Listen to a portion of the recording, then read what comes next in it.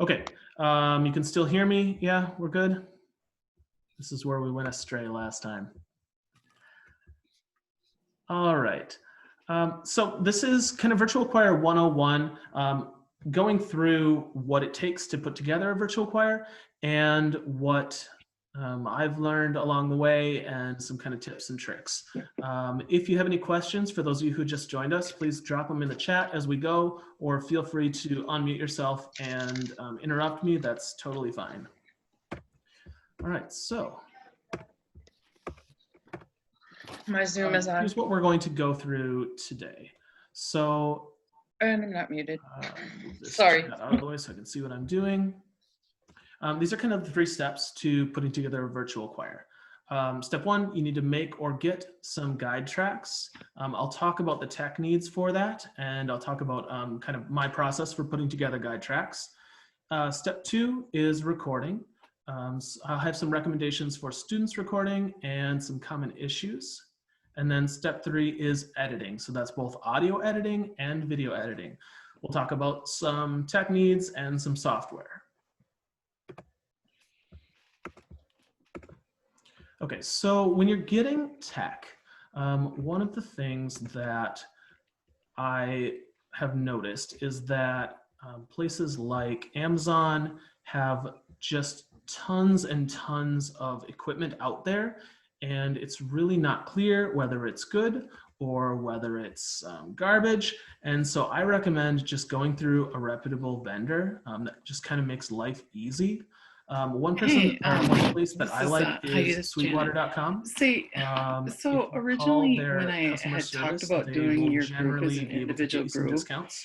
I thought that if I had your group in there, I'd end up having to go to the commons area. But now the numbers on those groups are so small. Here's some solid brands. Sure, Audio Technica, I don't want to cause trouble because I can still take them separately. Blue, Sennheiser, AKG, like, Zoom, and would Behringer. It be better for you those are to good be places to in start. with the other groups? I would not recommend just buying like it is for brands you've Phi-Ed, never or heard is of it or better never found just any to be reviews separate? for. But this just seems like a good place to start. Excuse me, Janet needs to mute. Forward. So step 1. Oh, making then let's just leave it then. Good. The premise of a guide track that it was is that the students have something in their ear as they're singing, and that's what keeps them exactly in time. That's fine. And it keeps them exactly in tune. And these guide tracks need to be the same recording. Okay, that's great, because I thought that I had done some stuff to disrupt you. We can't just and then when I saw the numbers like this, I thought, oh, that'll be better. Okay, that works. There's essentially 3 different kinds of guide tracks. So no, I mean, I got 9 right which now. Means on my it's list. a track of just now? their part. It doesn't matter. I see in the chat here that there's still some people making noise. All right, no, that if is you're fine. not I just got asking a question directly, can you please go to mute? Graders differently, so then I was like, oh well. Okay. Sure about that's where that is on Zoom. It's in the bottom by your little microphone icon. If you could just hit mute. Or I think we're gonna do something with that, yeah. I can do that to you. Great. All right, so we're muted. All right. Going forward. So we were talking about guide tracks. You can have part solo, which is just their part. You know, part dominant, which is everyone's part, but they're a little bit louder. That's actually my preference for tracks. That's how I make my rehearsal tracks for my students. So they hear everything, but they hear themselves a little bit louder. It's more similar to if you were singing in a choir, you would hear your part louder. Or full ensemble, which is essentially just a recording of the piece. You can, I see the chat is full of happy people now. You can also use full ensemble recordings, which is essentially just a recording of the performance. Click tracks. These are often used in kind of professional settings. If you see people, you know, with studio headphones on, singing along, or rapping over a track or something like that, that's a click track that keeps everything right in line. You can line that up. I've found that for choirs, just having a click really isn't sufficient to keep you exactly in tune. And then on this end here, video clap, that's a little thing that you can add at the beginning of your guide tracks. So the idea is just like in the movies, like if you were watching kind of any stereotypical starting of a filming, you see they click the clicker. The kids do that in frame, and they do that audibly. That way, when you're lining things up at the end, you can just go to that one clear, sharp click and line it all up from there. All right, so building the guide tracks. Here's some gear, and we're gonna talk through a couple different setups and things that might be useful to buy. So we went too far. Okay, so if you have a digital keyboard, a really easy way to make guide tracks is with something called an audio interface. And that's what I was using to talk to you all until my newly re-imaged laptop stopped talking to it and I switched back to the microphone built into my laptop. So an audio interface takes an analog signal from a microphone or from an instrument, translates it into a digital signal that can be used by your computer. The one that I use that is a Behringer UMC 202HD. It's $100. There are lots and lots of brands of them. And again, any of the companies on that list of brands, any of their audio interfaces in that $100 range is gonna do just fine for your purposes. And the idea is your keyboard would go into one of the inputs and it would go out through a USB to either your PC or your Mac. And it also has a place for you to plug in your headphone in the front so that you can monitor the sound that you're lining up with, and you can monitor the sound coming out of your keyboard. So the way this would work is you would start the track on your computer in your DAW, and I'll get to what that means later on, and you would just play along with it on your keyboard, and you would end up with 2 tracks that you balance out, and they would be perfectly in time. And you could do that for SATB, and then you've got 4 tracks perfectly in time for your kids to sing along with. And then down here under decent headphones, this is just to make your life easier. Using earbuds is like rough after a while. And the 3mm to 1/4 adapter, that's just if you have a pair of decent headphones, you can just plug in with that adapter. Okay, going forward. If you don't have a digital keyboard, you can still totally make these. If you have this audio interface, you can plug in a condenser microphone and you can record them in the open air. So you just play your piano, record your piano. Again, you would do the same process where you're listening to the track in your headphones so that you're exactly in time. And then you would just play this over the top of it, balance it in your DAW, and there you go. You have balanced tracks and you can make them part dominant as much as you want. And they're exactly in time, and your students stay in time and in tune. I just like to list the things that I use because I know some people just have questions about where to start with getting microphones. I have a Rode NT1A. It's really nice for vocals. It does a good job with my acoustic piano. That's about $225. Or a USB microphone that plugs right into your computer. That kind of bypasses this whole audio interface because it's built into the USB microphone. And again, any of those brands that I have listed in the beginning would be really useful for this. There's a couple people just joining us. I will share this presentation at the end, so feel free to go back and welcome. So if you could just go on mute and feel free to go back to the beginning of the presentation at the end, okay? Welcome. Moving forward. So the other kind of track is a full ensemble track. This is simply a recording of the piece. It's the easiest to set up. There's questions of fair use. I am not an expert in copyright law or in any other kind of rules about using recordings.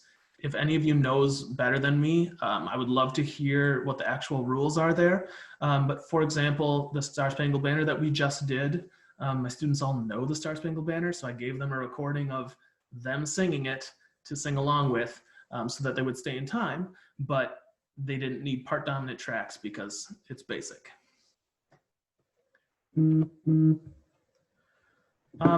Part solo tracks. So if you're making part solo tracks, it's really important that you make sure that they line up.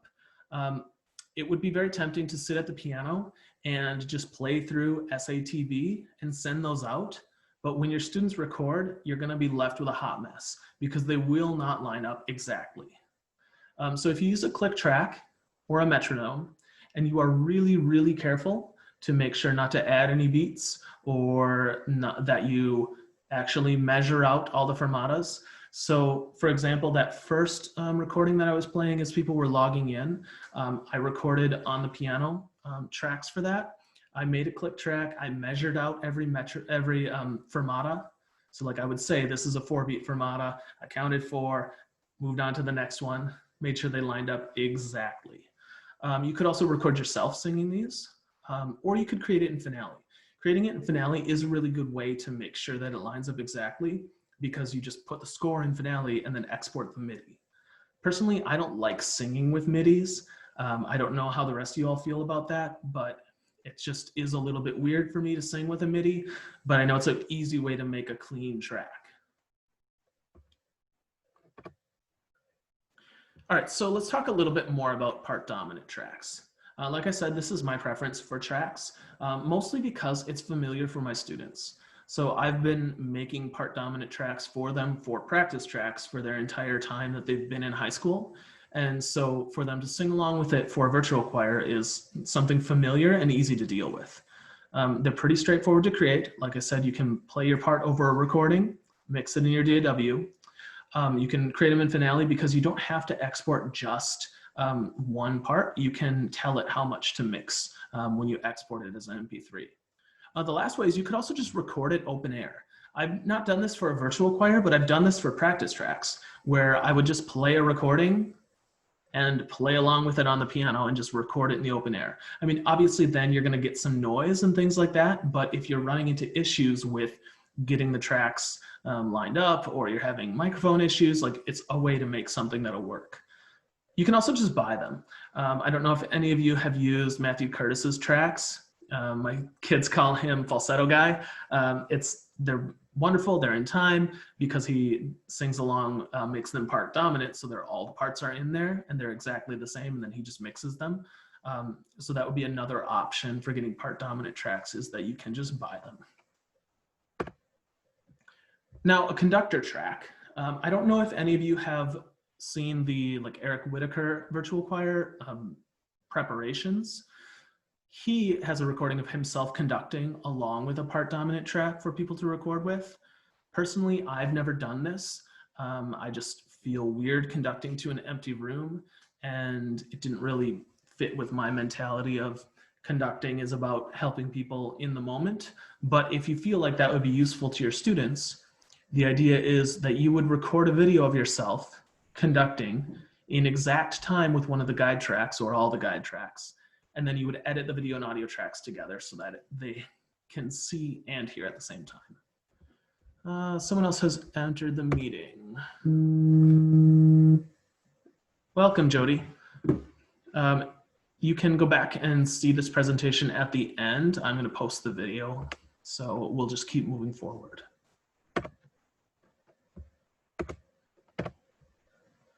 Okay, so once you've made a guide track, I think that seems pretty much straightforward about what they are. Part 2 is the recording. So you have essentially 2 options for recording. Either you can make a video only or an audio only, right? What's the difference? If you make a video, I think it creates a more compelling product at the end. However, audio only is way easier to edit. It takes so much less processing power to deal with audio, and it also avoids some privacy concerns.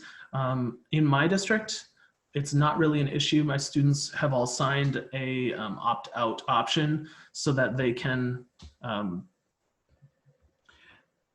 I can post their video as long as it's on the school page. But I know in some districts that's not the case. So if that's not the case for you, audio only might be the way to go. All right. Looking at student devices for recording. So here's the deal. 2 devices for recording is absolutely the best option. If you are trying to record on one device, you run into issues. So here's what I recommend for students for recording is that they have one device that is playing the guide track. There's some space so that there's not bleed over into the recording. And then there's the recording on their iPhone. Any modern smartphone is going to be your best option for recording. If you're trying to record on a Chromebook or something like that, you're going to want to switch it so that the phone is doing the recording and the computer is playing the guide tracks. And I know a lot of people have asked questions in some other settings about like what kind of microphone do their students or other choristers need to have in order to produce a decent recording. And quite honestly, like a modern iPhone or a Samsung phone will do just fine in terms of recording the students. Obviously, it's not going to be a professionally produced recording. Your students just aren't going to produce that, but it does absolutely just fine. The one device option. So most phones can't play and record simultaneously. And the recording quality on a laptop or a built-in Chromebook mic is terrible. So if you're going to be doing a one device option, it starts to get a little more tricky, and you're going to need students to have an external mic, closed headphones, perhaps some kind of audio interface. Like, it gets a lot more techy on the recording side. So depending on what your choir is made up of, being more techy might work for you. But I know for my students, the simpler it is for them, the better for everyone. So I do not recommend one device unless you've got some techie choristers. All right, collecting recordings.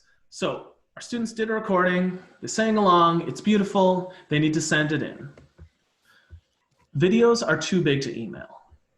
If they have shrunk the video down enough to email, the quality is not going to work on the other end. The video needs to be high quality, the audio needs to be high quality, so you cannot compress it and email it. It just won't sound good at the end. So I used Google Classroom because we're a school, that's what we were using in the fall. So my students just submitted the videos as their assignment in Google Classroom. Then I could access them all and pull them down from Drive. If you use a link sharing service, I know that Apple has a built-in link sharing service. So if you record on an iPhone, you can send the link to someone. That's another option. Or they can put them in Google Drive. So I sang in a project where we all posted our videos in a Google Drive folder. The issue there is privacy concerns. So I would feel comfortable doing this with my advanced choir or my after school group, but I would be worried about having an open Google Drive folder for perhaps my beginning singers or the ones who aren't as hooked in, that a video of them singing their own part could get out there and it gets weird. So either finding a way where they can submit it directly to you, or Dropbox has an option where you can submit something in Dropbox and it just goes directly to the owner and no one else can see it. So just thinking about privacy concerns and making sure. I see somebody posted in there a Google form. Yeah, so if you can attach a video to a Google form, that would totally be an option to get it into your Google Drive. But I'm assuming that most people on here are school teachers, and so we're all going to have some kind of LMS in the fall. My school is going to Schoology, and so there will be a way for them to just submit it in Schoology. I've got some recording tips. So when you're thinking about making a recording, the quiet space is important. So if you have ever seen a recording studio, you know that they have sound absorbing panels everywhere. In your house, you don't have that, but you might have a closet that you could fit in. I know a lot of podcasters who are working from home now are recording in their closet because that will soak up the sound and there won't be extra reverb and noise. You also want to ask your students to coordinate their video backgrounds. So if you care if it's all plain backgrounds or if they have decorations up, it can get really messy if everybody has all their stuff in the background. Just things to think about. Another thing is to record all in the same direction. So if half them are in portrait, half them are in landscape, it gets really messy in the editing end. So you want to try and record all in the same direction. That makes editing a lot easier. Another thing that you can do is separate the audio and video files. So I've been thinking about my students who have really noisy houses, they've got kids at home, there's a whole group of people trying to do school at home. And so you can submit an audio file only, perhaps find a place where you can be quiet, make a blanket fort, go in the car. I had some students submit stuff from the backseat of their car because that's the only place where they could find somewhere quiet. And then you could record, if you're doing a video, you could record a video just of you singing along and not care that there's a bunch of background noise, because that will not come up in the end editing. Just thoughts. Some more recording thoughts. You want to set the camera on something soft. So either on one of those little tripods made for cameras like we had in the picture earlier, or on a pillow or something like that. You want to keep some distance between the recording device and the guide track. Otherwise, you will hear the guide track bleeding through into the microphone. So for example, if you use an earbud microphone like combo and you listen to the guide track and record through the same thing, you will absolutely hear it coming through. Someone else has entered the waiting room. Welcome.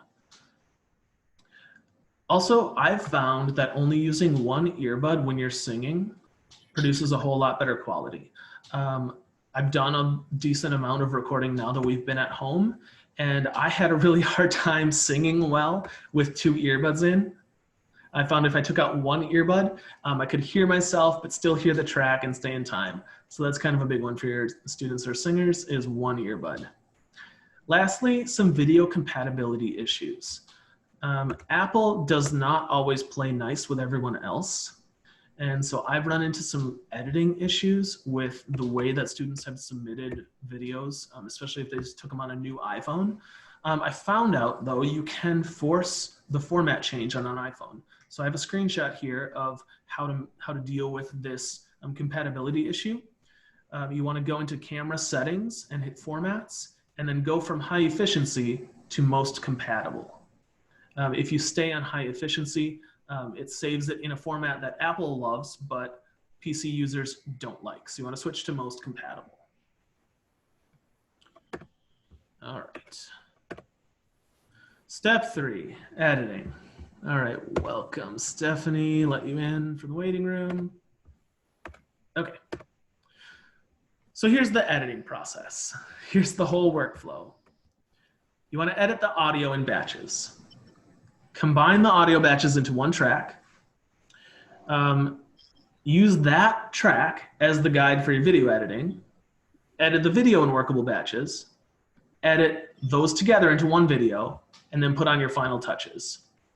Unless you have an incredibly powerful machine at home, you're not going to be able to edit 50 videos at a time. If you have an awesome setup at home, then you're probably not gonna be somebody who needs to be in this webinar with me right now. I have found that I have a gaming computer because I play some PC games, and it can handle about 10 at a time. My school laptop crashed after about 4 at a time. So just to think about, if you're doing at video, you need to have a decent machine, and you need to do it in batches. All right, so a digital audio workstation, also known as a DAW or a DAW. This is, what was that? Somebody asking a question? Throw it in the chat. Maybe it wasn't for me. All right, we went too far. The digital audio workstation is how you mix and deal with the audio. So I've listed some here. The top 2 are free. Cakewalk and Audacity. Cakewalk is run by BandLab, so I don't know if some of you have seen, there's been a lot of talk on Facebook about using BandLab itself for music ed, now that we're all gonna be online. But it has a DAW as well, Audacity. GarageBand, if you're a Mac user, even the basic free version of GarageBand on your Mac can mix sufficiently for this. Some pay ones, Pro Tools, Logic, PreSonus Studio One, they're not that expensive. So you could spend $100 and have a really solid DAW.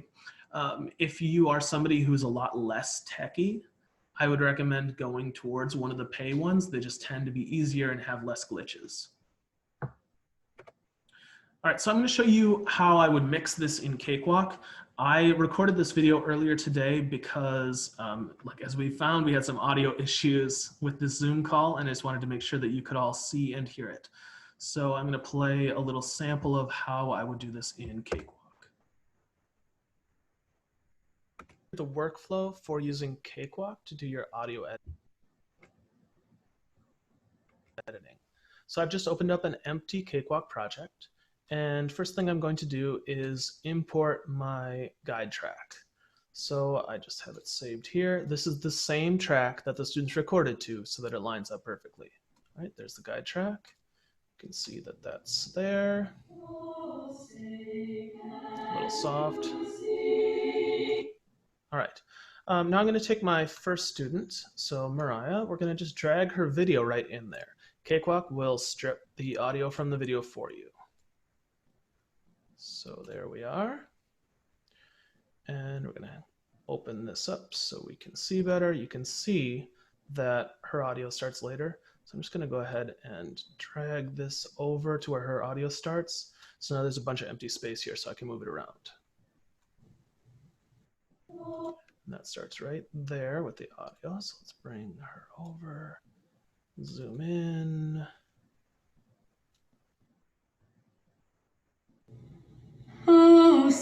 She's way louder than everyone else. So we're going to crank that gain down and the volume down.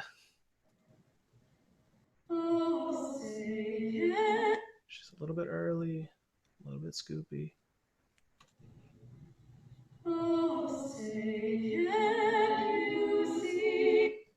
So I listened for things like the S, that's easy to line up, and that needs to go a little bit later.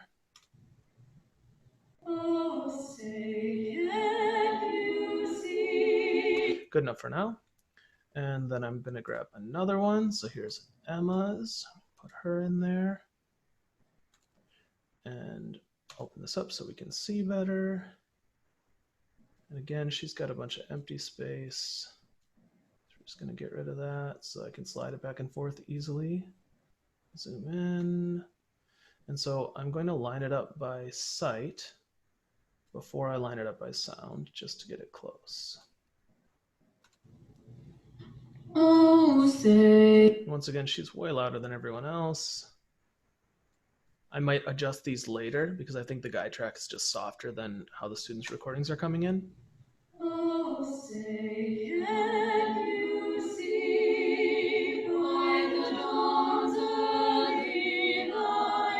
So it's not terrible. Then what I'm going to do is just add a little bit of effects. So I'm going to add a compressor, which in here is underneath dynamics. That's where it's going to be in most softwares. So we're going to go to compressor, add the vocals, and you can see that it bends down the top. That means that any sound over this will not get as loud as quickly. We can watch this happen. So if I set that, now that's kind of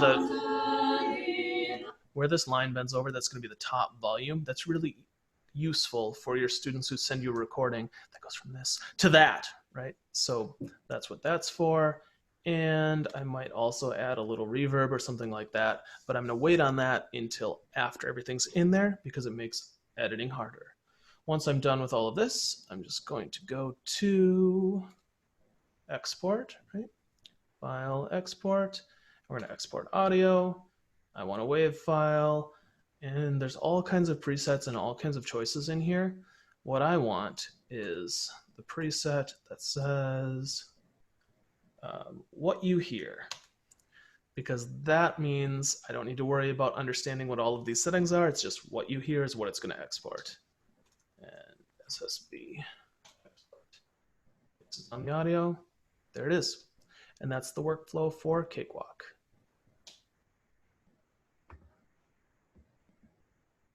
All right, so I hope that was useful, showing how I would actually edit this in Cakewalk. I have one more of these videos. I have an Audacity one, which is another free software that both of these are available for Mac or PC.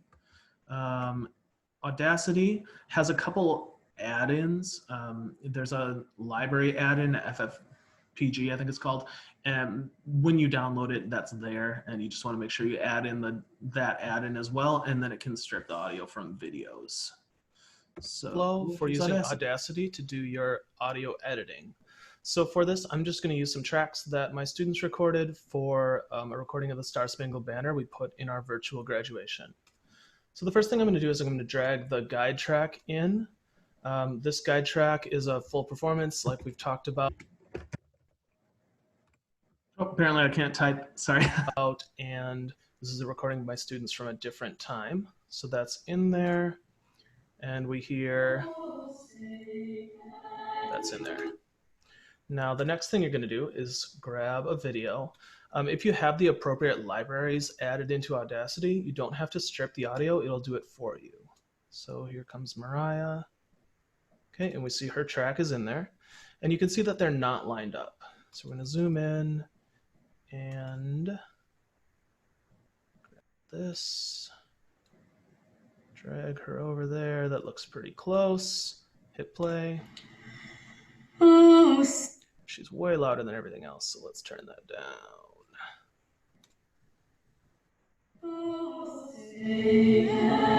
Here she's not quite lined up, right? Drag that over.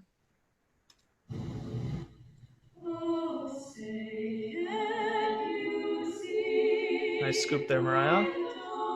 Still not quite lined up, right? So we move it back. This is the time-consuming part.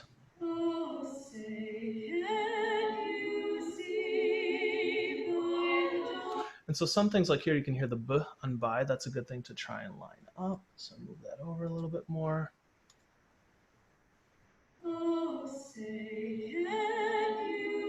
Fine, good enough for now, right? And then the next thing you would do, go back to your folder of videos, grab the next one. Here's Emma. Put Emma in there. Strips the audio from Emma. And we can see that she needs to move over. Zoom in a little bit more. And I'm just going to visually line her up first. So that looks lined up. I'm looking over here. Yeah? All right. Oh, say, can you see by the dawn's early light? Keep doing that until all of your videos are in there. And then you can just mute the guide track, or you can completely take it out. And then you want to export your audio as a WAV file, and then you're going to put that into your video software. You can also go into some of the effects, and you could deal with adding a little bit of compression. If it's compression lowers the louder parts, it makes it decreased exponentially there, so you can go into that. You can also go into some reverb, right? You see it says you need to select a track. I would just Control A. The exact same reverb on everybody. Once you get into this, it gets a little more complicated, but you can always hit preview so you can tell if you're going to mess something up. And that's pretty much the workflow for Audacity.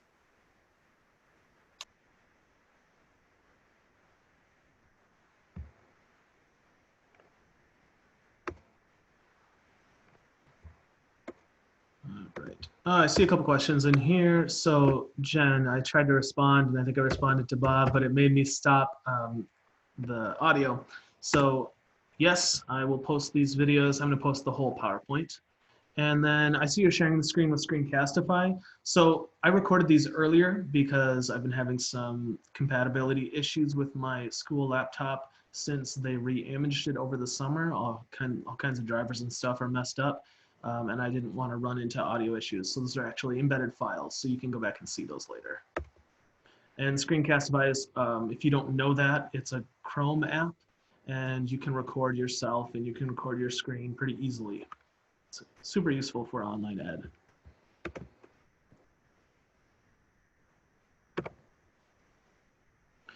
All right, so now talking about audio editing. Obviously, you can get a graduate degree in audio engineering. It can get incredibly complicated. or you can just line up the tracks and leave it at that. I feel like I'm somewhere in the middle. I know just enough to cause damage and just enough to be dangerous. But you really don't have to know everything depending on what you want the outcome to be. You don't have to understand all the ins and outs if you're just looking together to put something together.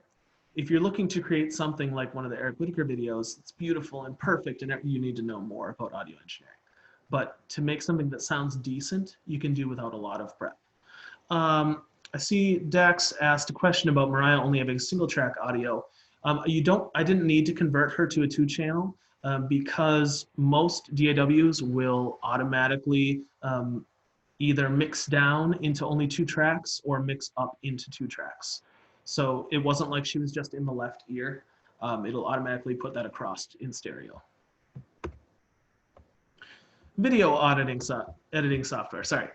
So here is where it gets a little more complicated. iMovie, Lightworks, Adobe Premiere, Pinnacle Studio, Final Cut Pro. I have used Lightworks. I don't actually have it on this computer since it got re-imaged. So I don't have a demo of that, but I'm actually looking to purchase something else. Lightworks, if you don't know it, is a free version, is pretty powerful movie editing software, but I've started running into a lot of compatibility issues. But it does work. iMovie works if you're a Mac person. I don't know how many tracks you can have in iMovie, so you might need to mix it several times. I'm looking at getting Adobe Premiere. I've heard good things about it. I also know some people use Final Cut Pro or Pinnacle Studio. So I think I have a slide for this, I don't. Okay, so I'm just gonna talk through the video editing because I don't have a video for it. Because again, I don't have the software in here. What about WeMovie? I've never used it, but probably could work. The video editing itself, let me bring up a different video for you to see. Okay, I'm gonna bring up a YouTube video and then you can take a look at some editing. Okay, and screen share. All right, so I'm just going to talk through this video editing here. So I did this in Lightworks, and the thing that I wanted to show you is the idea of editing in batches. This one is not, like looking back on it now, I would try and do it a little more evenly and a little more beautifully. But you can tell that right here down the middle, I hope you can see my cursor, these were 2 different batches. So I mixed together these as one video, exported it. Mixed together these as one video, exported it. Put them together into one together because my machine could not process that many videos at the same time. I see somebody had asked a question about DaVinci Resolve. Again, I'm not sure. I'm shopping for video software right now, but what the video software needs to do is just be able to resize the video. So most things can do that. The workflow for, let me stop sharing.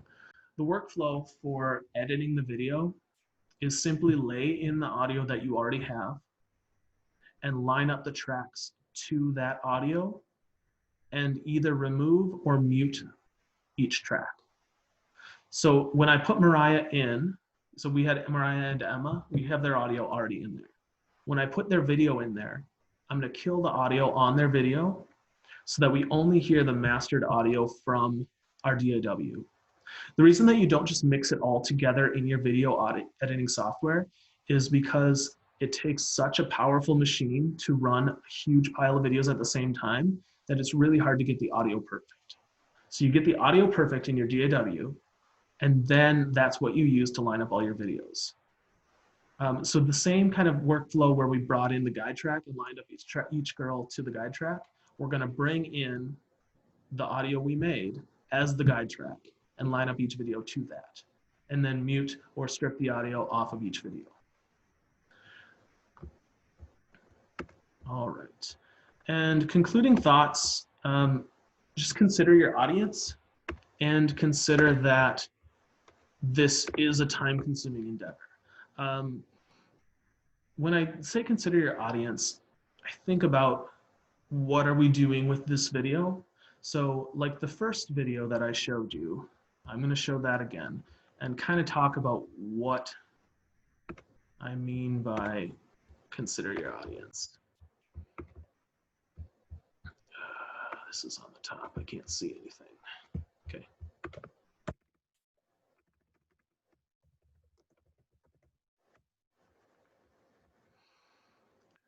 So right away once we went into quarantine, I had my students submit some recordings to make a virtual choir. This is what we use as our encore. So it's a piece they all know. It's a piece they all love. It makes them cry every winter concert. And they sent some messages to each other, and we kind of sent this out within the district.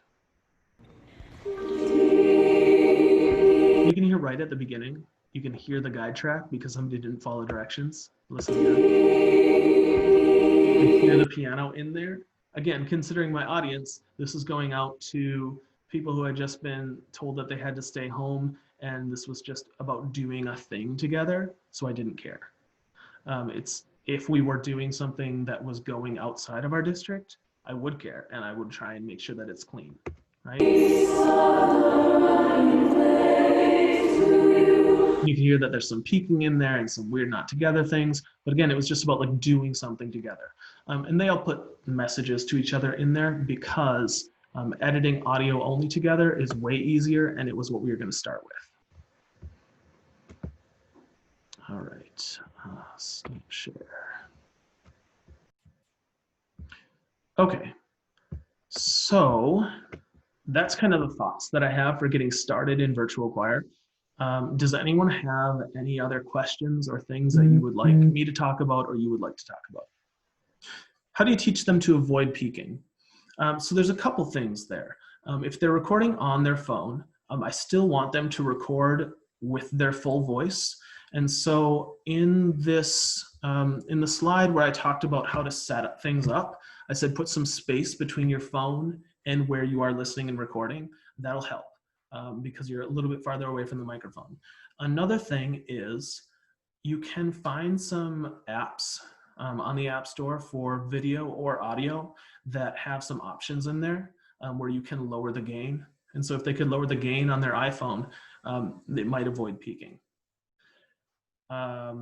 Another option for that would be to actually put your phone, if there's someone who just like continually is peaking, you could actually put your phone underneath something, like put a blanket or something on it, but then you're going to start distorting the audio and it might get kind of muffly and kind of weird.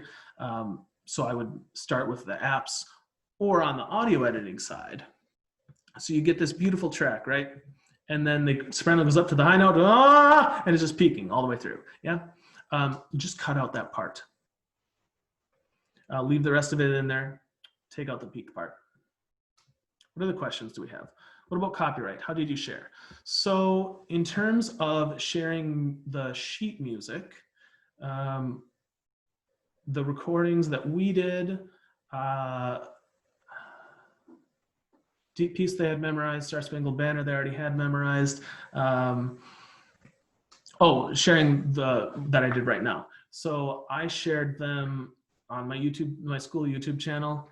I don't know what the rules are exactly on that. I've spoken with some composer friends about choirs sharing videos, and they said that they actually love it when choirs share videos because then they get more business.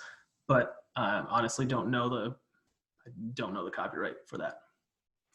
I have heard that doing something live, like as a live stream of your performance, is more akin to a regular one, but I'm not sure. How much time do the two videos take? So I would say the first one took, like the Deep Piece one was the first one, just audio, maybe 10 hours. The WCDA one that I shared that had video and audio and everything together, that was probably more like 20 hours, 25 hours. The Star Spangled Banner that I did at the end, we sang that for our graduation. Again, that was probably 10 hours of editing. Some of the most time-consuming thing that I didn't think about actually was getting tracks together. Just because if you don't have the right setup and then your neighbor makes noise and then you feel bad about it and you want to do it again. So that kind of thing takes a while. What other questions do people have?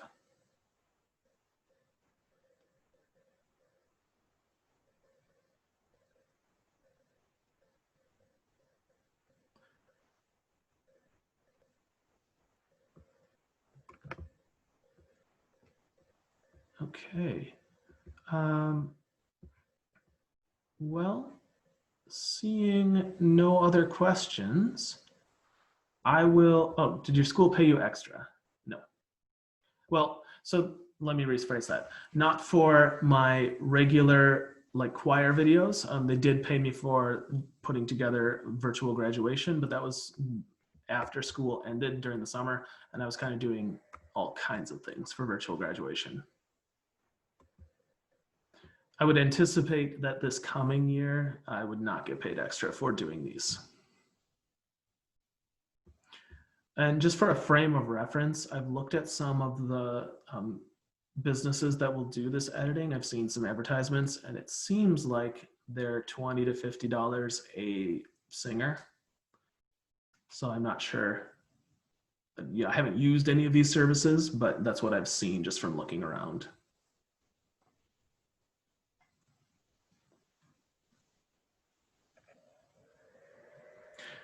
And again, I've sung as a singer on several CDs, and that kind of quality is not what we're getting here.